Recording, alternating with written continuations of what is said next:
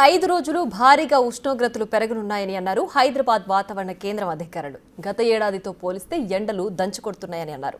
హైదరాబాద్లో ప్రస్తుతం 35 నుంచి 38 డిగ్రీల ఉష్ణోగ్రతలు నమోదవుతున్నాయని తెలిపారు. ఖమ్మంలో అత్యధికంగా 40 డిగ్రీలు రికార్డు అవుతుందని చెప్పారు. ఫిబ్రవరి చివరి వారం నుంచి టెంపరేచర్లు పెరుగుతూ వస్తున్నాయి అంటున్న వెదర్ ఆఫీసర్తో మా ప్రతినిధి విజయ్ ఫేస్ టు ఫేస్. తన ప్రతాపాన్ని చూపిస్తూ ఉన్నాడు. మరీ ముఖ్యంగా ఫిబ్రవరి లాస్ట్ వీక్ నుంచి ఇప్పుడు మనం మార్చ్ ఫస్ట్ వీక్లో ఉన్నాము. ఈ యొక్క 15 రోజుల నుంచి కూడా ఎండల తీవ్రత అయితే చాలా ఎక్కువగానే ఉందని చెప్పుకోవచ్చు. మరి ముఖ్యంగా హైదరాబాద్లో చూసుకున్నట్లయితే ఈ రోజు కూడా 35 నుంచి 36 డిగ్రీల సెల్సియస్ ఉష్ణోగ్రతలు కూడా నమోదైనటువంటి పరిస్థితి కనిపిస్తూ ఉంది. ప్రస్తుతం మనం హైదరాబాద్ వాతావరణ శాఖ ఆఫీస్లో ఉన్నాం. మనతో పాటు వాతావరణ శాఖ అధికారి ధర్మరాజ్ గారు ఉన్నారు. వారితో మాట్లాడే ప్రయత్నం చేద్దాం. సార్ నమస్తే. సరే, ముఖ్యంగా ఇంత టెంపరేచర్ రోజు రోజుకు పెరుగుతూ పోతుంది. మార్చ్ ఫస్ట్ వీక్లోనే ఇలా ఉంటే ఏప్రిల్ మేలో ఇంకా ఎలా ఉండబోతుంది అసలు సినారియో? ప్రస్తుతం కనుక చూసుకున్నట్లయితే వేసవికాలం మొదటి వారం ఆల్మోస్ట్ మనం ముగించుకుని రెండో వారంలోకి మనం ఆల్మోస్ట్ వెళ్తున్నాము. మొదటి వారం చూసుకున్నట్లయితే మొదటి 3 రోజులు కూడా మనకి ఉష్ణతాపం అనేది అధికంగా ఉన్నప్పటికీ కూడా గత 2 రోజులుగా కూడా స్వల్పంగా తగ్గిందనే చెప్పుకోవచ్చు. రానున్న రోజుల్లో క్రమేపీ ఈ యొక్క ఎండతాపం కానీ భూ ఉపరితలం వేడిమి అనేది వాతావరణం అనేది అధికంగా కూడా ఉండే అవకాశం అయితే కనిపిస్తుంది. ప్రస్తుతం ఈ మార్చ్ సీజన్ అంతా కూడా 38 నుంచి 40 వరకు కూడా ఈ యొక్క ఉష్ణ తీవ్రత అనేది నమోదయ్యే అవకాశం అయితే కనిపిస్తుంది. క్రమేపీ ఏప్రిల్ మేలో కూడా సాధారణం కంటే స్వల్పంగా చాలా చోట్ల ఈ యొక్క వేడిమి వాతావరణం అనేది కూడా ఉండే అవకాశం కనిపిస్తుంది. రైట్ సార్, అంటే లాస్ట్ ఇయర్ ఇదే మార్చ్ సెనారియో చూసుకున్నట్లయితే కాస్త తక్కువగా ఉన్నట్టుగా కనిపిస్తూ ఉంది ఈ యొక్క ఉష్ణోగ్రతలు. ఈ ఇయర్ ఎందుకు ఇంతలా పెరగడానికి గల కారణాలు ఏమంటారు? ముఖ్యంగా చూసుకున్నట్లయితే మనకి ఈ ఇయర్ చూసుకున్నట్లయితే ఫిబ్రవరిలోనే మనకి 1 నుంచి 2 డిగ్రీల వరకు కూడా ముఖ్యంగా ఈ యొక్క దక్షిణ భారతదేశం అంతా కూడా ఈ యొక్క ఉష్ణమండల తీవ్రత అనేది అధికంగా నమోదైనట్టు కూడా మనం గుర్తించడం జరిగింది. అట్లాగే మొదటి వారం కూడా చూసుకున్నట్లయితే చాలా చోట్ల సాధారణం కంటే కూడా 1 నుంచి 2 డిగ్రీలు అధికంగానే ఆల్మోస్ట్ మనకి 40 డిగ్రీలు కూడా గత 2 రోజుల్లో చూసుకున్నట్లయితే ఖమ్మంలో 40 డిగ్రీలు కూడా వచ్చిన సందర్భాలు కూడా చూసుకుంటున్నాము. సో చూసుకున్నట్లయితే మనకున్నటువంటి అర్బనైజేషన్ యాక్టివిటీ ఏదైతే ఉందో అర్బనైజేషన్ కానీ అలాగే చూసుకున్నట్లయితే ప్రకృతిలో సహసిద్ధమైనటువంటి గాలి కానీ నీరు ఇవన్నీ సహజంగానే మనం పొల్యూట్ చేస్తున్నాము. తర్వాత చూసుకున్నట్లయితే వాహనాల నుంచి వెలువడేటువంటి ఈ కార్బన్ డైఆక్సైడ్స్ ఏవైతే ఉన్నాయో ఈ గ్రీన్ హౌస్ గ్యాసెస్ యొక్క భూ ఉపరితలం మీద కప్పబడి ఇవి క్రమేపీ రాత్రిపూట యొక్క ఉష్ణోగ్రతల్ని పెంచడం కానీ తగ్గించడం కానీ ఈ యొక్క క్లోరోఫ్లోరో కార్బన్స్ ఈ యొక్క వాహనాల నుంచి వెలువడే పొగల వల్ల కానీ ఇంకా చూసుకున్నట్లయితే మనం ఎక్కడ చూసినా కూడా చాలా పచ్చదనం అనేది ఒక విధంగా తగ్గిందని చెప్పుకోవచ్చు. అలాగే ఎక్కడ చూసినా ఈ యొక్క కాంక్రీట్ జంగిల్ అనేది కూడా మనకి ఎక్కడ చూసినా ఎక్కువ పెరగడం వల్ల కూడా ఈ అన్నిటినీ మనం కనుక పరిగణనలో తీసుకున్నట్లయితే ఇవి భూ ఉపరితలం అనేది పొర అనేది వేడెక్కిందని చెప్పుకోవచ్చు. రైట్, అంటే ఈ సమ్మర్ ఎలా ఉండబోతుంది? అంటే లాస్ట్ ఇయర్ సమ్మర్ కంటే ఎక్కువగా అత్యధికంగా కూడా ఉష్ణోగ్రతలు నమోదయ్యేటువంటి అవకాశం ఉందా? ప్రస్తుతం కనుక చూసుకున్నట్లయితే మనకి ఉన్నటువంటి దీర్ఘకాలిక సగటున కానీ దీర్ఘకాలిక యొక్క సరాసరి మనం చూసుకున్నప్పుడు గతంతో పోలిస్తే కూడా ఈ ఏడాది కొంచెం ఈ యొక్క ఎండ తీవ్రత అనేది ముందుగానే మనకి వచ్చిందని చెప్పుకోవచ్చు.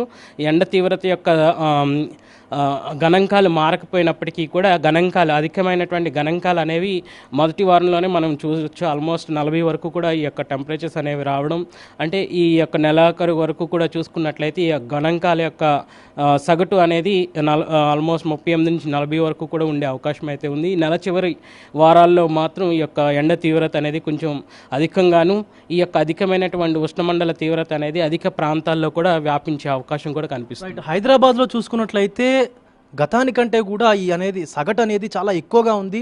ఈవెన్ ఆఫీసుల నుంచి వచ్చేటువంటి ప్రజలు కూడా తీవ్ర ఇబ్బందులు పడుతున్నటువంటి పరిస్థితి కూడా కనిపిస్తూ ఉంది. రోడ్లన్నీ కూడా పూర్తిగా వేడెక్కినటువంటి సందర్భం కూడా కనిపిస్తూ ఉంది. ఎందుకు అసలు హైదరాబాద్లో కూడా ఇంత, వికారాబాద్ పక్కనే ఉంది, మనకు కాస్త ఈ వెదర్ మనం చూసుకున్నట్లయితే కొంత చల్లగానే ఉండేటువంటి అవకాశం ఉంటుంది హైదరాబాద్లో, కానీ హైదరాబాద్లో కూడా ఇంత వేడిమి ఏంటి?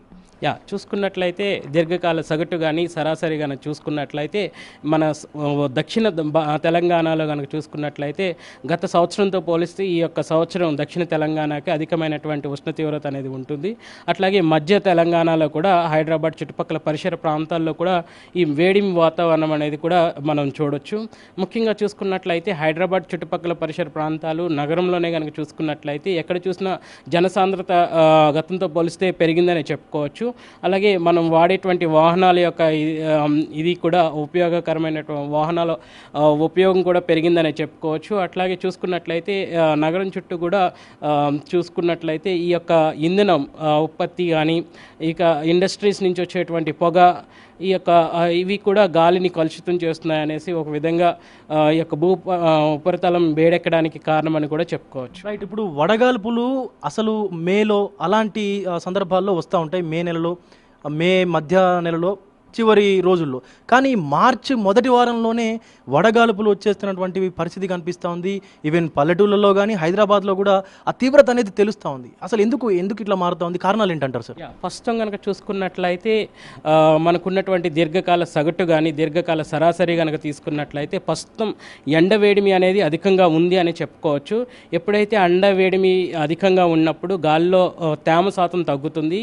పొడిబారినటువంటి వాతావరణంతో పాటు పొడి గాలి అనేది ఎప్పుడైతే భూ ఉపరితలం అంతా కూడా విస్తరిస్తుందో అప్పుడు ఈ యొక్క వడగాల్పు అనేది మనం ఎక్కువగా ఉంటుందని చెప్పుకోవచ్చు. ప్రస్తుతం హెచ్చరికలు చేసే అంత తీవ్రత అయితే ఎండలో లేనప్పటికీ కూడా ప్రస్తుతం మనకున్నటువంటి తీవ్రత కనుక చూసుకున్నట్లయితే మనకున్నటువంటి ఈ యొక్క వాతావరణాన్ని కొలిసే కొరమాలాల్లో ఈ యొక్క ఎండ తీవ్రతను బట్టి ఈ విధంగా మేము ఈ ఎండను కొలుస్తుంటాము. ఈ యొక్క కొలిసి ఈ విధంగా మా యొక్క కలర్స్తో మనం ప్రజలకు ఎప్పటికప్పుడు హెచ్చరికలు అనేవి జారీ చేస్తూ ఉంటాము. ఎప్పుడైతే ఎండ వేడిమి అధికంగా ఉష్ణ తీవ్రత అనేది 45 డిగ్రీల కంటే ఎక్కువగా ఉన్నప్పుడు మాత్రం రాష్ట్రం అంతటా కూడా ఎక్కడైతే ఏ జిల్లాలకైతే అధికంగా ఉంటుందో అలాంటప్పుడు ఈ యొక్క రెడ్ కలర్ వార్నింగ్ అనేది ఇవ్వడం జారీ చేయడం జరుగుతుంది. అలాగే ఎప్పుడైతే ఈ ఎండ యొక్క వేడిమి అనేది 41 నుంచి 44 వరకు కూడా నమోదైనప్పుడు మాత్రం ఈ యొక్క ఆరెంజ్ కలర్ అనేది ఇవ్వడం జరుగుతుంది. ముఖ్యంగా చూసుకుంటే ఎండ తీవ్రత ఈ ఆరెంజ్లో కానీ రెడ్లో కానీ ఎప్పుడైతే ఇచ్చామో అధికమైనటువంటి ఉష్ణ తాపంతో పాటు ఎండ తీవ్రత కూడా ఎక్కువగా ఉంటుందని, అంతేకాకుండా గాలిలో ఉన్నటువంటి తేమ తగ్గి వడగాల్పు తీవ్రత అనేది అధికంగా ఉంటుందనేసి ఈ యొక్క 2 కలర్స్ యొక్క సూచనలుగా ఉంటాయి. ఎప్పుడైతే ఈ సూచనలు ఇస్తామో ఆయా శాఖల వారిని కూడా ఎప్పటికప్పుడు ముందుగానే అలర్ట్ చేయడం కూడా జరుగుతుంది. Right sir. ఇది గత 5 రోజుల నుంచి కూడా తెలంగాణకు సంబంధించినటువంటి వెదర్ రిపోర్ట్ అంతా కూడా ఇక్కడ చూస్తూ ఉన్నాము. ఇక్కడ ఈ గ్రీన్ కలర్లో ఉన్నది చూసుకున్నట్లయితే మనకు 35 డిగ్రీల సెల్సియస్ అనేది వాళ్ళు కలర్ అనేది డెడికేట్ చేశారు. అండ్ ఎల్లో చూసుకున్నట్లయితే మనకు 36 డిగ్రీల నుంచి 40 డిగ్రీల వరకు కూడా ఉన్నటువంటి ప్రాంతం అంతా కూడా ఎల్లో కలర్తోని వాళ్ళు దీన్ని నింపినటువంటి పరిస్థితి కనిపిస్తూ ఉంది. సో ఈరోజు డే 5 చూసుకున్నట్లయితే మనకి ఇదంతా కూడా ఇక్కడ రంగారెడ్డి, హైదరాబాద్, జనగాన్, యాదాద్రి, భువనగిరి, నల్గొండ, ఇదంతా కూడా వరంగల్, మహబూబాబాద్ కూడా ఇదంతా గ్రీన్ కలర్లో కనిపిస్తూ ఉంది. మిగతా ఏరియా అంతా అటు ఆదిలాబాద్, నిర్మల్, జగిత్యాల, మంచిర్యాల, కామారెడ్డి, వికారాబాద్, సంగారెడ్డి ఇదంతా కూడా మనకి ఇక్కడ చూసుకున్నట్లయితే ఎల్లో కలర్లో కూడా కనిపిస్తూ ఉంది. అంటే కొంత ఈ గ్రీన్ కలర్లో దీనికి ఈ జిల్లాల్లోకి తీసుకున్న దానికంటే పక్కన ఇదంతా కూడా ఎక్కువగా ఉష్ణోగ్రతలు నమోదైనటువంటి పరిస్థితి కూడా కనిపిస్తూ ఉంది. సో సార్, ఇక్కడ ప్రధానంగా ఎలాంటి ఎక్కువ ఉష్ణోగ్రతలు నమోదైనటువంటి డిస్ట్రిక్ట్స్ ఉన్నాయి ఈ 5 రోజులలో ఎక్కువగా? ప్రస్తుతం రానున్న 5 రోజుల్లో కూడా చూసుకున్నట్లయితే మొదటి రోజు మనకి కొన్ని జిల్లాలకు మాత్రం ఈ యొక్క ఎల్లో కలర్ అనేది ఇవ్వడం జరిగింది. ముఖ్యంగా చూసుకున్నట్లయితే దక్షిణ తెలంగాణ జిల్లాలుగా ఉన్నటువంటి నారాయణపేట కానీ, మహబూబ్ నగర్ కానీ, ఇంకా చూసుకున్నట్లయితే నాగర్ కర్నూలు, వనపర్తి, జోగులాంబ, గద్వాల్ ఈ యొక్క జిల్లాలు కూడా ఎక్కువ తీవ్రత అనేది ఉండే అవకాశం అయితే కనిపిస్తుంది. ఈ తీవ్రతను దృష్టిలో ఉంచుకుని ఈ యొక్క జిల్లాలను మేము ఎల్లో కలర్ వార్నింగ్ అయితే ఇవ్వడం జరిగింది. ఇంకా చూసుకున్నట్లయితే తూర్పు జిల్లాలకు ఉన్నటువంటి జయశంకర్, భూపాలపల్లి కానీ, మూల్గు, భద్రాద్రి కొత్తగూడెం ఇవన్నీ చూసుకున్నట్లు, ఖమ్మం ఈ యొక్క జిల్లాలకు చూసుకున్నట్లు ఇక్కడ కూడా మనకి కొంచెం ఎండ తీవ్రత అనేది కొంచెం అధికంగా ఉంటుంది. ఇక మెదక్, కరీంనగర్ కూడా కొంచెం ఎండ తీవ్రత అనేది స్వల్పంగా పెరిగే అవకాశం ఉంటుంది. ఎక్కడైతే ఎండ తీవ్రత అధికంగా ఉంటుందో ఆయా జిల్లాలని ముందుగానే అంచనా వేస్తూ ఈ యొక్క కలర్ కోడ్స్ ద్వారా ప్రజలకు సమాచారం చేరవేయడం ద్వారా వాళ్ళు ఎండ బారిన పడకుండా ఎండ ఉష్ణతాపం అనేది వాళ్ళు కొంచెం ఇబ్బందులు పడకుండా ఉండడానికి తగిన జాగ్రత్తలు తీసుకోవడానికి కూడా ఈ సమాచారం ఎంతగానో ఉపయోగపడుతుంది.